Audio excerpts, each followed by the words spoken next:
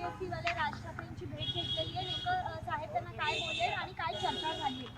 मुळात असं आहे की जी मध्ये एमपीएससीनी ड्रग इन्स्पेक्टरसाठी परीक्षेचं आयोजन केलेलं आहे, ज्यात 40,000च्या वर विद्यार्थी एक्झामला बसलेले आणि त्याच्या पेपर फुटीचे पुरावे या विद्यार्थ्यांनी एमपीएससीला दिले की परीक्षा व्हायच्या 2 दिवस अगोदर हा पेपर फुटलेला आहे. तो व्हॉट्सअपवर आला होता, त्याचा व्हॉट्सअपवर रेकॉर्ड आहे आणि हे सगळं एमपीएससीला कळवल्यानंतर एमपीएससीनी मला असं वाटतं त्या संदर्भातली तक्रार ही पोलीस स्टेशनला केली. त्याच्यानंतर हे प्रकरण पोलीस तपास करत होते. पण आज 1-1.5 महिना झाला, एवढे सरळ स्पष्ट पुरावे देऊन सुद्धा त्याच्यावर कुठे पुढे FIR सुद्धा अजून माझ्या मते रजिस्टर झालेला नाही. शासन कोणाला वाचवण्याचा प्रयत्न करते? यामध्ये भारतीय जनता पक्ष आणि त्यांचे कोण चिल्ले पिल्ले बगर बच्चे ह्याच्यामध्ये इन्व्हॉल्ड आहेत का? मला असं वाटतं या सगळ्याचा तपास, यांचे आरोप आहेत ते, या सगळ्याचा तपास शासनाने केला पाहिजे आणि न्याय मिळवण्यासाठी म्हणून ते सन्माननीय राजसाहेबांना भेटले.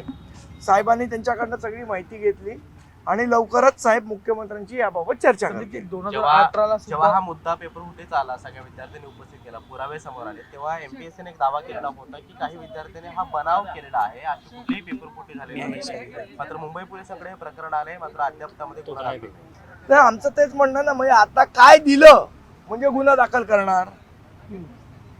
काय अजून पुरावे पाहिजेत की गुन्हा दाखल करायचा?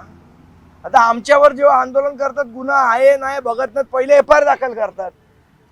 मग आता ह्याच्यात पहिले FIR दाखल करून चौकशी का नाही करत आहेत?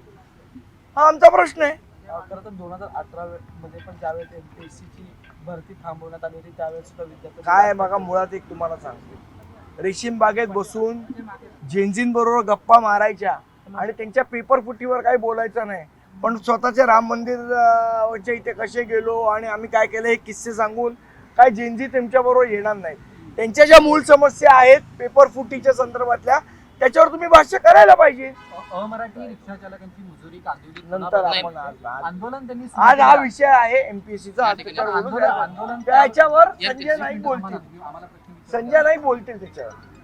सध्या आणखी एक महत्त्वाचा प्रश्न आहे की पक्षाकडे आमदार किंवा खासदार असं कोणीही नसतं, अनेक विद्यार्थी असो कंत्राटदार असो, हे नेहमी सगळे जे ते राज ठाकरेंनाच देतात. बघा, आज महाराष्ट्रामधला सर्व मराठी माणूस हा सन्मान्य राजसाहेबांकडे त्यांच्यावर झालेल्या अन्यायाला वाचा फोडण्यासाठी येत असतो आणि आमच्याकडनं जी शक्य होईल ती सर्व मदत त्यांच्या पाठीशी उभं राहण्याचं काम आम्ही महाराष्ट्र सैनिक म्हणून करतो. जे प्रश्न सरकारच्या दारी सोडवले पाहिजे ते शिवतीर्थावर सोडवले जातात. इथून नंतर पत्र गेल्यानंतर सरकारला जाग येते.